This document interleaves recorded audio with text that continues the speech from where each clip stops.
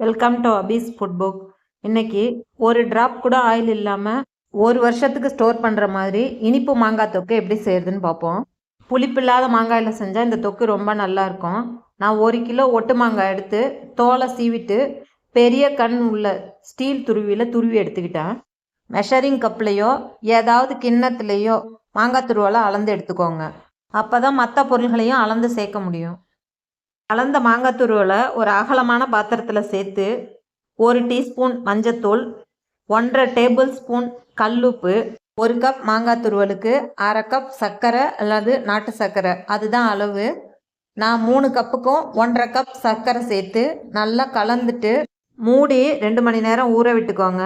இடையில 2-3 டைம் கலந்து விட்டிங்கன்னா ஜீனி சீக்கிரம் கரைஞ்சிடும். நல்லா கலந்து விட்டோன்னே இது போல் நீர்த்து தண்ணியாக தான் இருக்கும்.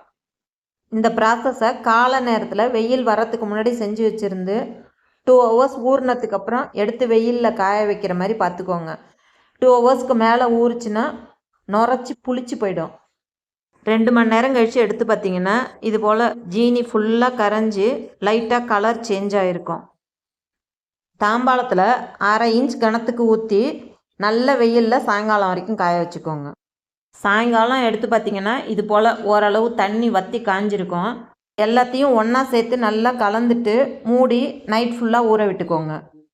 கரண்டியாலே மிக்ஸ் பண்ணிக்கோங்க. கை வச்சிங்கன்னா ஊறுகாய் கெட்டு போயிடும்.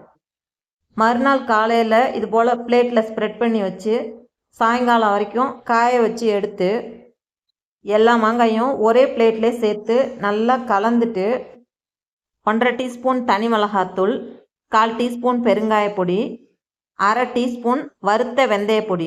இந்த வெந்தயப்பொடி சேர்க்கறதுனால ஊறுகாய் ரொம்ப நாள் கெட்டு போகாமல் இருக்கும். எல்லாத்தையும் சேர்த்து நல்லா கலந்துட்டு நைட் ஃபுல்லாக ஊற வச்சு காலையில் எடுத்து தட்டில் எந்த அளவுக்கு மெல்லிசாக பரத்தி காய வைக்க முடியுமோ அந்த அளவுக்கு மெல்லிசாக பரத்தி காய வச்சுக்கோங்க. சாயங்காலம் எடுத்து பார்த்திங்கன்னா இது மாதிரி பிளேட்டில் ஈரம் இருந்ததுன்னா இன்னொரு நாள் காய விட்டுக்கோங்க. இல்லை இது போல் பிளேட்டில் ஒட்டாமல் ஈரம் இல்லாமல் பாகு நல்லா இறுகி வந்திருந்ததுன்னா எல்லாத்தையும் ஒன்றா சேர்த்து கலந்துட்டு சூடு சுத்தமாக ஆறுனதுக்கப்புறம் கண்ணாடி பாட்டில்லையோ இல்லை பீங்கான் பாத்திரத்துலையோ ஸ்டோர் பண்ணிக்கோங்க. இந்த தொக்கு சப்பாத்தி, உப்மா, அடை, சொஜ்ஜி எல்லாத்துக்கும் தொட்டு சாப்பிட்றதுக்கு ரொம்ப நல்லாயிருக்கும். இந்த ரெசிபி பிடிச்சிருந்ததுன்னா லைக், ஷேர் கொடுத்துட்டு கமெண்ட் பண்ணி சப்ஸ்கிரைப் பண்ணிவிடுங்க. Okay, thank you.